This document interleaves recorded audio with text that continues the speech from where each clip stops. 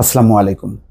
দর্শক, রাজনীতিতে নানা রকম গুঞ্জন আছে। সেই গুঞ্জনটা কোনটা সত্য কোনটা মিথ্যা তার চূড়ান্ত সমীকরণ করা যাবে না। তবে যেহেতু আলোচনা আছে, গুঞ্জন আছে, আর বাংলাদেশে অনেক গুঞ্জন গুজব যেগুলি প্রথমে মনে হয় পরে দেখা যায় সেটাই সত্যে প্রমাণিত হয়।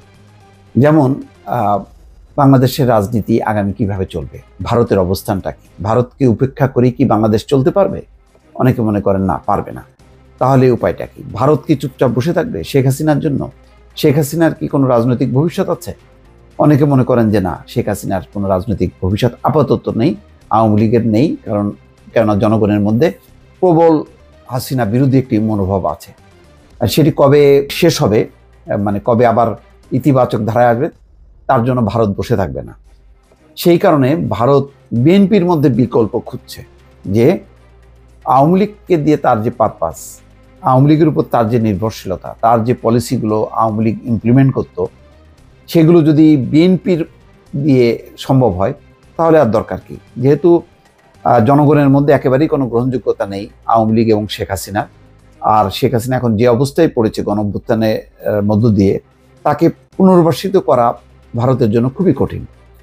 তার চেয়ে এক্সিস্টিং যে ক্ষমতায় যারা আসবে সামনে, তাদের মধ্য থেকে যদি তাদের মিত্র বের করা যায়, অথবা বিএনপিকে যদি সেই মেসেজ দেওয়া যায় যে তোমরা আমাদের কথার বাইরে যেও না।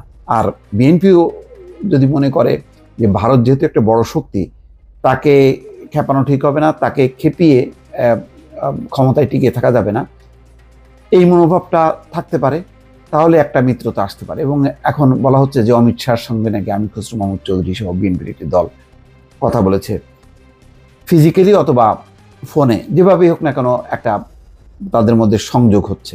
এবং এই সংযোগের কারণেই ভারত মনে করে যে ইউনূস সরকার যতদিন থাকবে সেটা ভারতের বিপক্ষে চলে যাবে, এবং তার আওতায় তার সমর্থিত যারা আছে তারা কট্টর ভারত বিরোধী।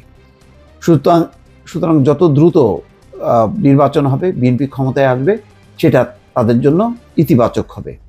এবং সেই ইতিবাচক ধারায় ফেরার জন্য ভারত চেষ্টা চালাচ্ছে। বিএনপিরও একটা অংশ আস্তে আস্তে সংযোগ স্থাপন করছে।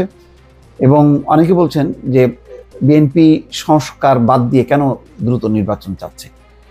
তারা বলছে, বিএনপি বলছে যে সংস্কার রাজনৈতিক দল বাস্তবায়ন করবে, নির্বাচিত সংসদ করবে। কিন্তু অতীতের অভিজ্ঞতা হলো যে কখনোই কোনো সংস্কার রাজনৈতিক দল করতে পারে নাই, বাংলাদেশের ইতিহাসে নেই। বরং অনির্বাচিত সরকাররা এসে কিছু কাজ করে যায়, যেমন অনির্বাচনের সময় হয়েছে, তার আগেও হয়েছে, তত্ত্বাবধায়ক সরকার কিছু কাজ করেছে। এছাড়া বাকি মৌলিক কোনো সংস্কারের কাজ রাজনৈতিক দল করতে পারেনি।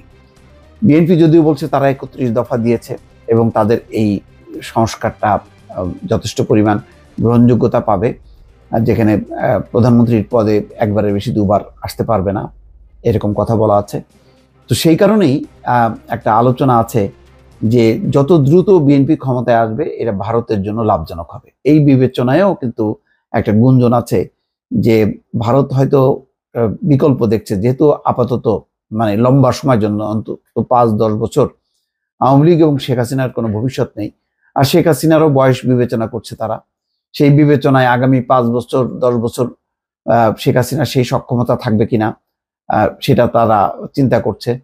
এবং শেখ হাসিনার বিকল্প যে কোনো নেতৃত্ব নেই আওয়ামী লীগে, এটাও তারা বুঝতে পেরেছে। ফলে আওয়ামী লীগের আশা ছেড়ে দিয়ে আপাতত তারা বিএনপিকে, যেহেতু বিএনপির একটা মাঠ পর্যায়ে গ্রহণযোগ্যতা আছে, জনগণের মধ্যে গ্রহণযোগ্যতা আছে, এবং বিএনপি শুধু নেতা নির্ভর না, একটা প্রতিষ্ঠান হিসেবে সামনে চলে এসছে। সুতরাং বিএনপির উপরে ভর করা যায়, এই বিবেচনায় ভারত সম্প্রতি খুবই তাদের সাথে সম্পর্কটা এগুচ্ছে এবং সম্পর্কটা জোরদার করছে। এই কথাগুলো কিন্তু বলা হচ্ছে। মহিউদ্দিন আহমেদও মোটামুটি তার একটি লেখায় এরকম ইঙ্গিত দিয়েছেন। তিনি বলছেন যে এই মুহূর্তে একদিকে আত্মগোপনে যাওয়া আওয়ামী লীগের নেতা কর্মীদের আস্ফালন, অন্যদিকে বিএনপি সহ অন্য রাজনৈতিক দলগুলোর মধ্যে অস্থিরতা আমরা দেখছি। পাশাপাশি সরকারের উপদেষ্টাদের অনেকের মধ্যে এক ধরনের নিষ্ক্রিয়তা দেখা যাচ্ছে। সব মিলিয়ে জনমনে হতাশা বাড়ার শঙ্কা দেখা দিচ্ছে। যেমন রাষ্ট্রপতির কে অপসারণের ব্যাপারে বিএনপি কিন্তু নিশ্চুপ আছে। তারা আর বড় কোনো মৌলিক কোনো কিছুতে মানে কোনো কাটাছেঁড়া করতে চায় না বা পরিবর্তন চায় না। তাদের এখন চাওয়া হচ্ছে নির্বাচন। সেই নির্বাচনটা সম্ভবত ভারতও চায় যে দ্রুত বাংলাদেশ একটি নির্বাচন। ইউনূস সরকারকে ঘিরে যে এক ধরনের উগ্রবাদী চিন্তা চেতনা অনেকের মধ্যে ডেভেলপ করছে, সেটা অবসান করার জন্য তারা চায় প্রতিষ্ঠিত রাজনৈতিক দল বিএনপি, যেই বিএনপি আওয়ামী লীগের পরিপূরক হিসেবে তাদের স্বার্থ রক্ষা করতে পারবে। সেই বিবেচনায় নিয়ে এখন ভারতও চায় যে দ্রুত নির্বাচন হোক, ডক্টর ইউনূস ক্ষমতা থেকে চলে যাক এবং তাদের যেই স্বার্থগুলো, যেই চুক্তিগুলো যেগুলো বাস্তবায়িত হচ্ছিল বা বহাল ছিল, সেগুলো যাতে কোনো রকম হেরফের না হয়, এমন একটি আশ্বাস বিএনপির ভেতর থেকে তারা পাচ্ছে বা আলোচনা চলছে, এমন একটি গুঞ্জন কিন্তু রাজনীতিতে আছে। তবে চূড়ান্ত কথা হলো যে সব আলোচনা গুঞ্জনই যে সেটাই যে চূড়ান্ত, সেটাই যে ফাইনাল, সেটাই যে একেবারে